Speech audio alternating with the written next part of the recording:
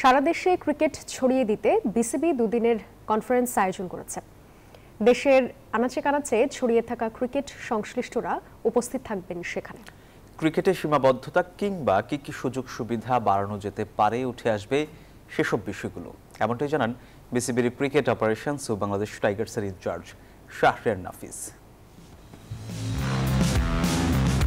আমিনুল ইসলাম বুলবুলের প্যানেলের যত আয়োজন, ক্রিকেট সারা দেশে ছড়িয়ে দিতে নানা পরিকল্পনা বিসিবি। তারই ধারাবাহিকতায় রাজধানীর 5 তারকা হোটেলে জাঁকজমকপূর্ণ আয়োজন, যা চলবে রবি ও সোমবার।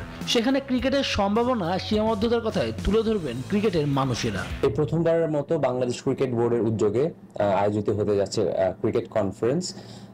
বুলবুল ভাই যখন প্রেসিডেন্ট হিসাবে উনি নির্বাচিত হয়েছেন, প্রথম থেকে কিন্তু উনি বলেছেন যে বাংলাদেশ ক্রিকেটকে উনি ডিসেন্ট্রালাইজ করতে চান, এবং ডিসেন্ট্রালাইজ মানে ঢাকা থেকে সারা বাংলাদেশের সব জায়গায় ক্রিকেটটা ছড়িয়ে পড়বে এবং অর্গানাইজেশনটাও সেই ঢাকার বাইরে থেকেই হবে।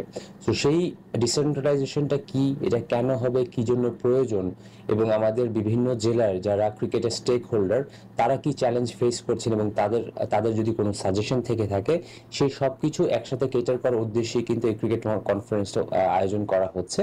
টেস্ট ক্রিকেটে বাংলাদেশের 25 বছর, কিন্তু সুযোগ সুবিধার দিক থেকে এই ক্ষেত্রটি বড্ড সেকেলে। মাঠের পারফরমেন্সে তার প্রভাব স্পষ্ট।